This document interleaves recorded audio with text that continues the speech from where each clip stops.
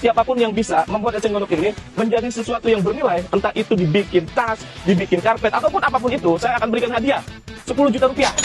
Di tengah berbagai upaya penataan daerah kita saat ini, kalau kita perhatikan dinamika di media sosial, selalu ada dua kelompok sudut pandang yang berbeda. Ada pihak yang konsisten membawa ide-ide segar dan solusi, tapi ada juga pihak yang lebih memilih membangun narasi provokatif. Agar kita tidak mudah terombang-ambing oleh opini yang belum tentu benar, mari kita bedah isu eceng gondok di sungai kita ini secara lebih jernih, tenang, dan objektif. Pertama, mari kita cermati tantangan yang dihadirkan oleh Kang Hilal Hilmawan, anggota DPRD Provinsi Jawa Barat. Tudingan beberapa pihak yang menyebut langkah beliau sebagai pengalihan isu atau sekedar pencitraan, menurut saya adalah cara pandang yang sangat dangkal.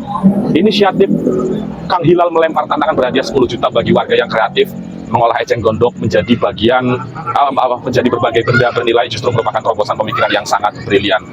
Mengapa bisa dikatakan brilian? Karena sebagai legislator tingkat provinsi, beliau tidak memilih cara instan yang memanjakan, melainkan menantang potensi dan daya cipta rakyatnya sendiri.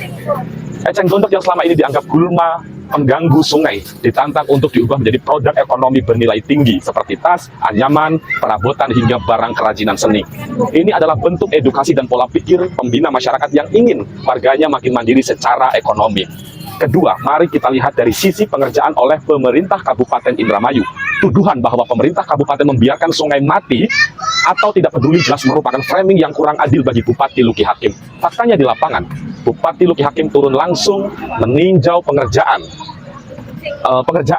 alat berat di saluran pembuangan kalen tahu.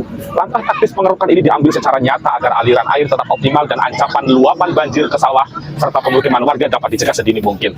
Kita juga harus bersikap rasional terhadap karakter biologis eceng gondok. Tanaman ini memiliki laju perkembangbiakan yang sangat cepat. Pembersihan sungai itu adalah proses berkala yang berkelanjutan. Ketika eceng gondok mulai tumbuh kembali, bukan berarti pemerintah lepas tangan. Apalagi di tahun 2026 ini pemerintah Kabupaten Indramayu sedang memfokuskan tata kelola anggaran pada akselerasi infrastruktur jalan utama, penerangan jalan umum, serta fasilitas publik vital lainnya. Semua sektor dikerjakan secara bertahap, terukur dan sesuai siklus anggaran yang sah. Jadi menurut saya kesimpulannya sangat jelas dan sederhana. Tantangan berhadiah 10 juta dari anggota DPRD Provinsi Hilal Hilmawan adalah pemantik kreativitas dan kemandirian warga masyarakat Indramayu. Sedangkan pembersihan dengan ekskavator oleh Bupati Luki Hakim adalah eksekusi teknis di lapangan. Keduanya adalah langkah positif yang saling mengisi dan menguatkan bagi kemajuan daerah kita. Jangan biarkan gagasan kreatif serta kerja nyata ini dikerdilkan oleh narasi-narasi kebencian dari mereka yang hanya pandai mengkritik tanpa pernah memberi solusi.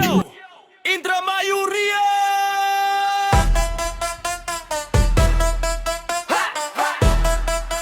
Luki Hakim.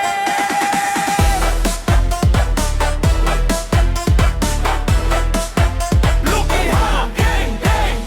Datang bukan banyak janji, datang bawa bukti, turun langsung ke masyarakat, kerja nyata bukan pencitraan sesaat. Jalan dibangun, mimpi disusun, harapan rakyat terus dirangkul. Dari desa sampai ke kota, Indramayu makin banyak.